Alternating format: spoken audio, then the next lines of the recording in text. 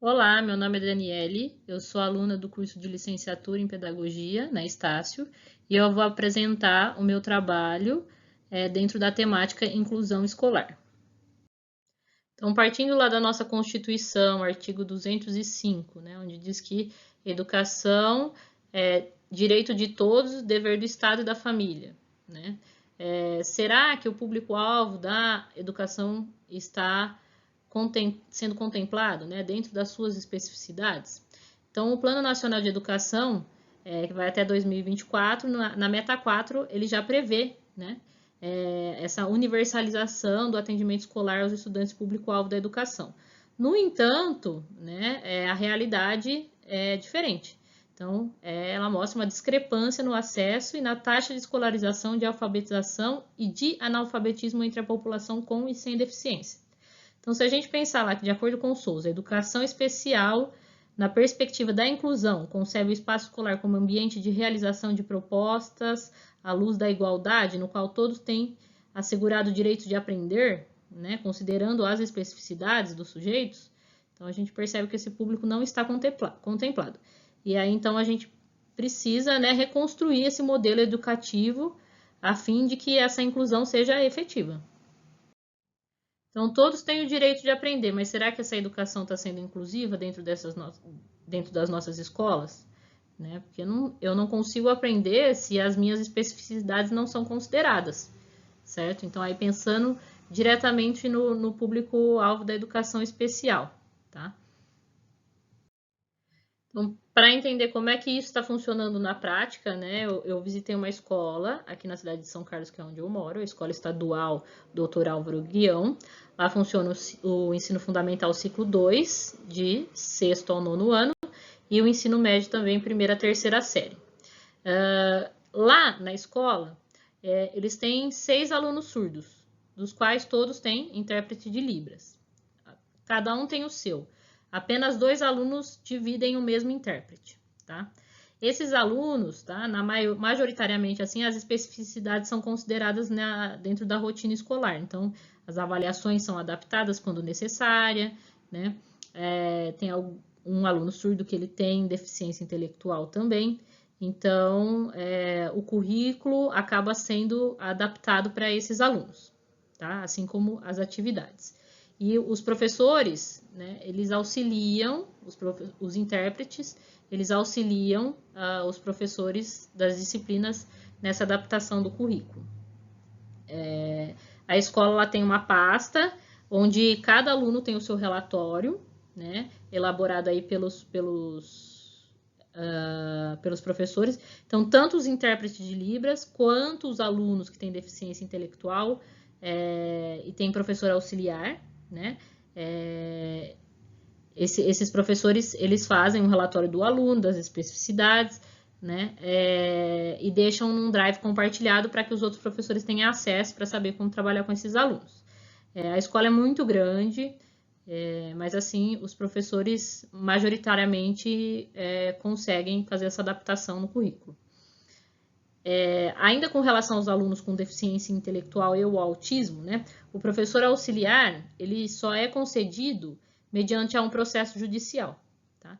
Então, só se a família entrar com um processo, aí eles conseguem esse professor auxiliar que acompanha os alunos durante todas as aulas, tá? Caso contrário, isso não é possível.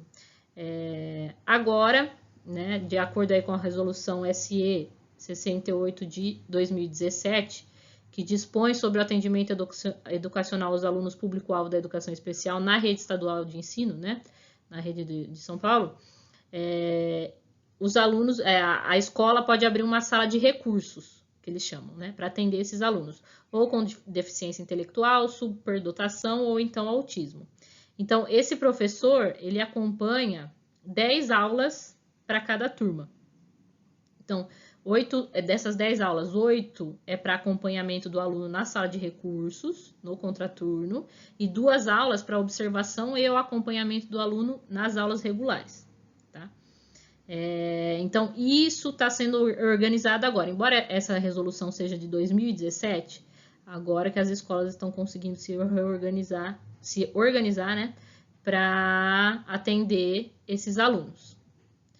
E com relação às outras deficiências, né, física, deficientes físicos ou visuais, como a escola é tombada como patrimônio, a acessibilidade é comprometida.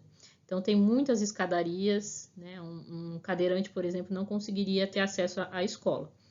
Então, nesse sentido, né, a acessibilidade é comprometida para esses alunos, para os alunos deficientes físicos ou visuais. Inclusive, dentro da escola tem um professor adaptado, que ele é deficiente visual, tá? Ele tem baixa visão e ele consegue se locomover, apesar das escadarias, né?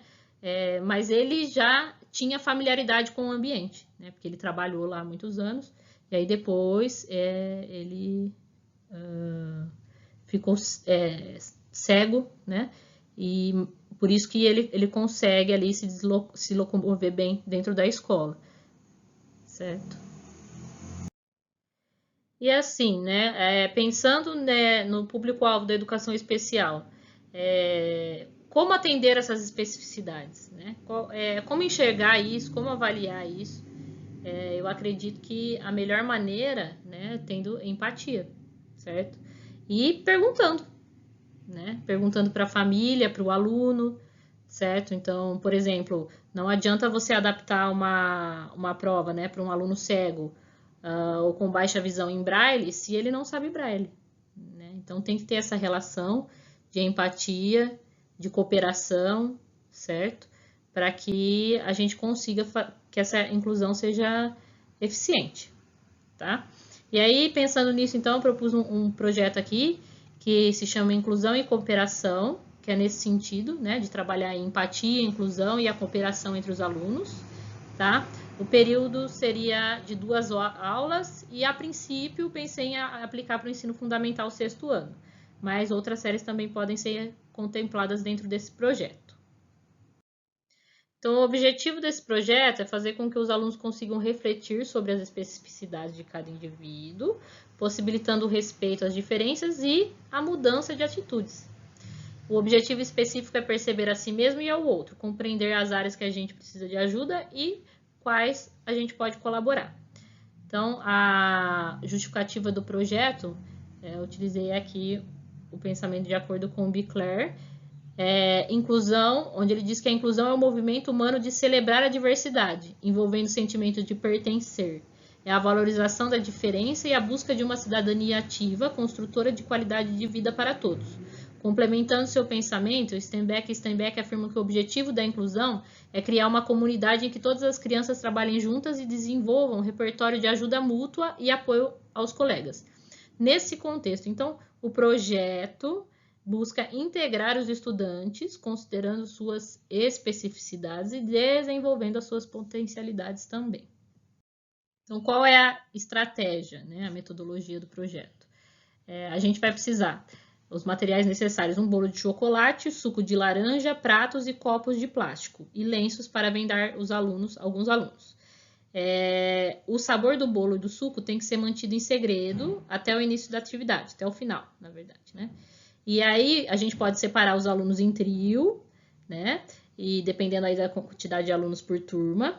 E em cada trio, um dos alunos, né? Ele deverá colocar o bolo no prato, colocar o suco no copo, né? E desvendar aí o sabor do bolo e do suco. E aí a gente pode retirar os sentidos, locomoção ou fala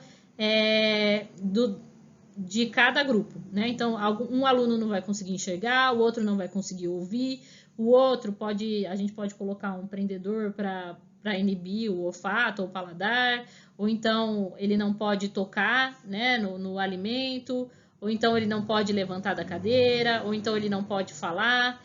E aí, o objetivo é com que o restante do grupo, né, consiga auxiliar o colega a atingir o seu objetivo, que é desvendar, colocar, né, o bolo no prato, comer, degustar. Então, qual é o objetivo, né, dessa dinâmica?